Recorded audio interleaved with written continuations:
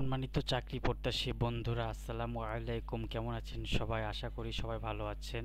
আপনাদের মাঝে নিয়ে এসেছি নতুন একটি চাকরির বিজ্ঞপ্তি নিয়ে। গণপ্রজাতন্ত্রী বাংলাদেশ সরকার মাদক দ্রব্য নিয়ন্ত্রণ অধিদপ্তর ৪১ সেগুনবাগিচা, ঢাকা ১০০০। Website www.dnc.gov.bd। নিয়োগ বিজ্ঞপ্তি। স্বরাষ্ট্র মন্ত্রণালয়ের সুরক্ষা সেবা বিভাগের অধীন মাদকদ্রব্য নিয়ন্ত্রণ অধিদপ্তরের রাজস্ব খাতভুক্ত নিম্নবর্ণিত শূন্য পদে অস্থায়ী ভিত্তিতে সরাসরি নিয়োগের উদ্দেশ্যে বিজ্ঞপ্তিতে বর্ণিত নিয়মাবলী ও শর্ত সাপেক্ষে বাংলাদেশের সকল জেলায় স্থায়ী নাগরিকদের নিকট হতে অনলাইনে আবেদন আহ্বান করা যাচ্ছে। বন্ধুরা, আজকে এই আবেদন নিয়ে বিস্তারিত আলোচনা করব। আপনার ভিডিওটি না টেনে পুরোটি দেখতে থাকুন। ১. পদের নাম সিপাহী, পদ সংখ্যা ১০৫, বেতন স্কেল ৯,০০০ থেকে ২১,৮০০, গ্রেড ১৭, শিক্ষাগত যোগ্যতা ও অন্যান্য যোগ্যতা কোনো স্বীকৃতি বোর্ড হতে মাধ্যমিক স্কুল সার্টিফিকেট, এসএসসি বা সমমানের পরীক্ষায় উত্তীর্ণ।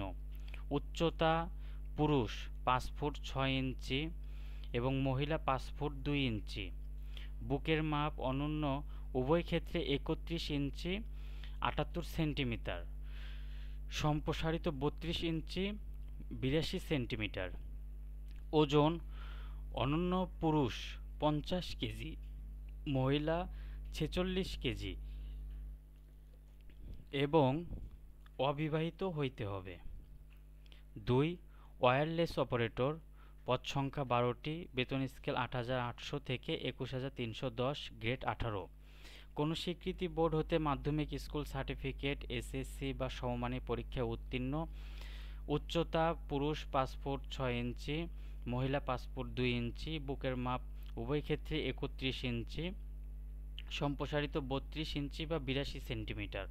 ওজন পুরুষের ৫০ এবং মহিলা ৪৬ কেজি এবং অবিবাহিত হইতে হবে। আবেদনের নিয়মাবলী, নিয়োগ সংক্রান্ত শর্তাবলী। আবেদনকারীর বয়স ৩১ আগস্ট ২০২৫ তারিখে সিপাহী পদের ক্ষেত্রে ১৮ থেকে ২০ বছর এবং ওয়্যারলেস অপারেটর পদের ক্ষেত্রে ১৮ বছর থেকে ৩২ বছরের মধ্যে হতে হবে। বয়স প্রমাণের ক্ষেত্রে এফিডেভিট গ্রহণযোগ্য নয়।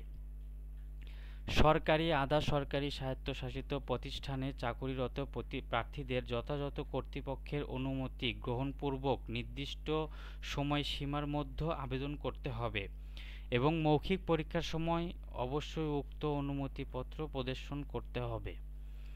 ৩. নিয়োগের ক্ষেত্রে সরকারের বিদ্যমান বিধিবিধান এবং পরবর্তী ক্ষেত্রে প্রযোজ্য বিধিবিধান অনুসরণ করা হবে। ৪. শারীরিক পরীক্ষা উত্তীর্ণ প্রার্থীগণ পরবর্তী প্রাথমিক বাছাই লিখিত ও মৌখিক পরীক্ষার জন্য বিবেচিত হবেন। লিখিত ও মৌখিক পরীক্ষায় অংশগ্রহণের জন্য কোনো প্রকার টিএডিএ প্রদান করা হবে না।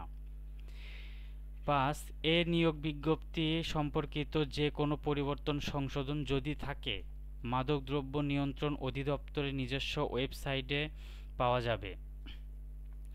৬.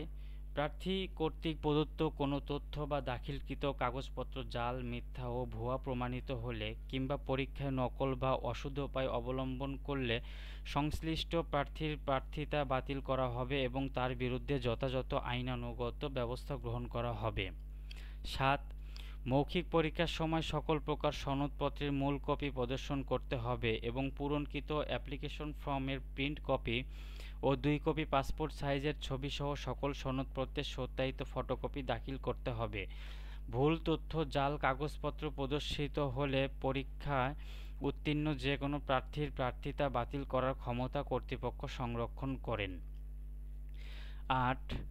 প্রার্থী নির্বাচনের ক্ষেত্রে কোটা সংক্রান্ত সরকারি সর্বশেষ প্রজ্ঞাপন নীতিমালা অনুসরণ করা হবে। ৯. নাগরিকত্ব প্রমাণের সনদ হিসাবে সংশ্লিষ্ট ইউনিয়ন পরিষদ, পৌরসভা, ক্যান্টনমেন্ট বোর্ড, সিটি কর্পোরেশন প্রদত্ত নাগরিকত্ব সনদ দাখিল করতে হবে। ১০.